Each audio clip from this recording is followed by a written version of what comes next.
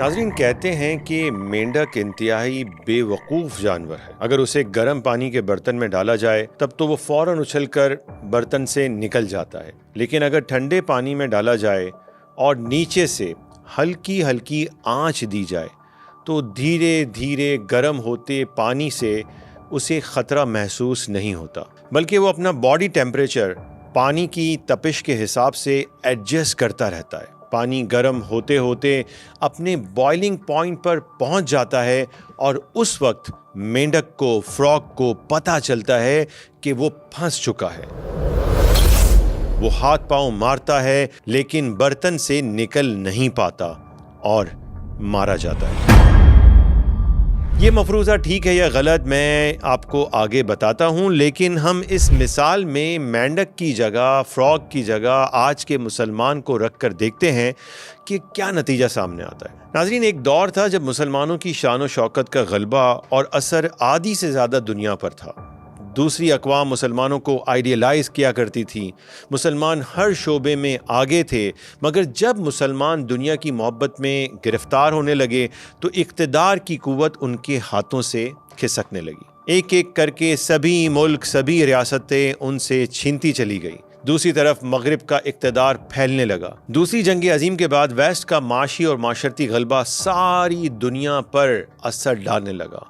ان کی economic power سب پر چھا گئی۔ ان کے نظریات مسلمان سوسائٹیز میں بھی داخل ہونے لگے اور مغربی تہذیب انسٹیٹیوشنلائز ہو کر ادارتی صف بندی میں سامنے آئی، جس نے مسلمانوں کو بھی چاروں طرف سے گھیر لیا۔ ہونا یہ چاہیے تھا کہ مسلمان فوراً سمجھ جاتے کہ وہ کسی اور کے برتن میں داخل ہو چکے ہیں۔ انہیں چاہیے تھا کہ وہ فوراً چھلانگ لگانے کی کوشش کرتے اور اس سے باہر نکل جاتے۔ اپنی آئیڈینٹی، شناخت، اپنا کلچر، تہذیب اور اپنے مذہبی اصولوں پر قائم اپنے نظام کو بچاتے اور ایمان پر ثابت قدم رہتے، مگر ایسا نہیں ہو سکا۔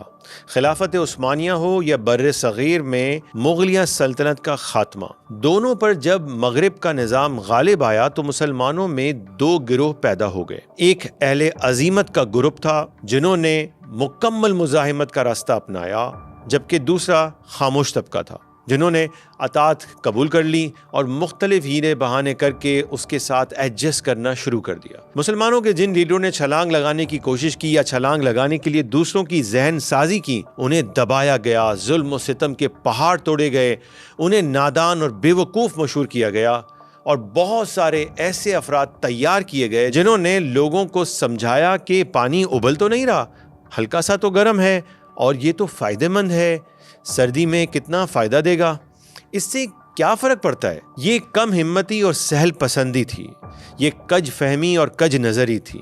یہ وہ لوگ تھے جو وسیع نظر نہیں تھے، جو مستقبل کے آئندہ آنے والے 100 سالوں کو دیکھنے کی صلاحیت نہیں رکھتے تھے۔ انہوں نے اس گرم پانی سے نکلنے کے بجائے اس میں ایڈجسٹمنٹ کو ترجیح دی۔ پھر کیا تھا؟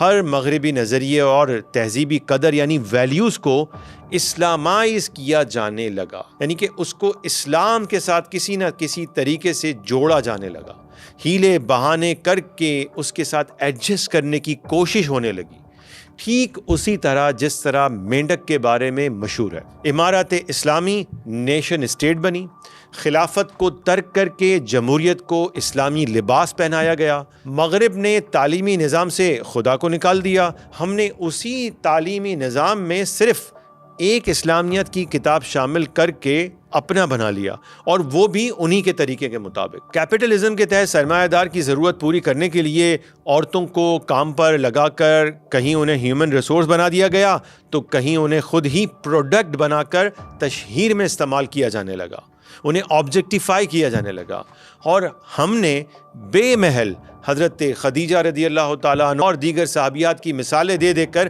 اپنی تہذیب اور روایات کے ساتھ جوڑ کر اسے بتانا شروع کر دیا، اور اس طرح ہم نے خود اپنا نقصان کیا۔ مغرب نے نظریہ ایکویلٹی کے ذریعے خیر و شر، اخلاقیات طے کرنے میں تمام انسانوں کو برابر تسلیم کیا۔ مسلمانوں نے حجۃ الوداع کے خطبے سے ایکویلٹی کو مساوات کے معنی پہنا دیے، اور اسلامی معاشرے کی بنیاد حفظ مراتب کے بجائے مساوات کو ثابت کرنا شروع کر دیا۔ ہیومن رائٹس کے کفری عقائد کو حقوق و لباد کے چولے میں ڈالنے کی کوشش کی گئی۔ کیپٹلزم سرمایہ دارانہ نظام کے سودی نظام کو اپنایا گیا، بجائے اس کے کہ ہم کوئی اپنا مالیاتی اکنامک سسٹم بناتے، ہم نے ان کے بنائے ہوئے نظام کو اسلامائز کرنے کی کوشش کی، جس کی وجہ سے ہم بھی سود نہ صحیح مگر سرمایہ دارانہ نظام کا حصہ ضرور بن گئے۔ انٹرنیشنل این جی اوز اور انٹرنیشنل جو بڑے بڑے ادارے ہیں، ان کی ماتحتی کے اندر کفریہ معاہدوں کو قبول کیا گیا۔ بہت سارے کووننٹ سائن ہوئے، بہت سارے ایگریمنٹ سائن ہوئے، بہت سارے چارٹر سائن کیے گئے، اور خدا کی بغاوت اور گناہوں کے تحفظ کو عالمی دنیا کی خاطر ہم نے خود یقینی بنایا۔ ایک مثال دیتا ہوں، جب اقوام متحدہ کے تحت IMF قائم ہوا اور امریکہ نے ڈالر کی بالادستی قائم کرنے کی کوشش کی، اسی وقت اس جال سے چھلانگ لگا کر تمام اسلامی ممالک کو باہر نکل جانا چاہیے تھا، لیکن وہ اس وقت سے اس میں خود کو ایڈجسٹ کرتے رہے، یہاں تک کہ اب اس کا ٹیمپریچر اتنا بڑھ چکا ہے کہ کوئی بھی ڈالر کے جال سے باہر نہیں نکل پا رہا۔ یہ لسٹ تو بہت طویل ہے، لیکن سمجھنے کی بات یہ ہے کہ پانی گرم ہوتا چلا جا رہا ہے، اور مسلمان ویسٹرن سویلائزیشن کلچر، مغربی تہذیب کے برتن میں پڑے اپنے دین کو معاذ اللہ مغرب کے کفریہ نظام کے ساتھ ایڈجسٹ کرتے چلے جا رہے ہیں۔ ٹیمپریچر کسی وقت بھی بوائلنگ پوائنٹ تک پہنچ سکتا ہے، اور اس کے بعد مسلمانوں کو احساس بھی ہو گیا تو مغربی تہذیب کے اس جان اور ایمان لیوا برتن سے باہر نکل نہیں پائیں گے۔ اور ہاں، جو مینڈک والا مفروضہ ہے، اسے لوگوں نے جب ٹیسٹ کیا تو پتہ چلا کہ بھائی حقیقت میں ایسا نہیں ہوتا۔ مینڈک کو جیسے ہی احساس ہوتا ہے کہ پانی کا ٹیمپریچر بڑھنے لگا ہے، وہ فوراً چھلانگ مار کر برتن سے باہر نکل جاتا ہے، وہ اپنی جان بچا لیتا ہے۔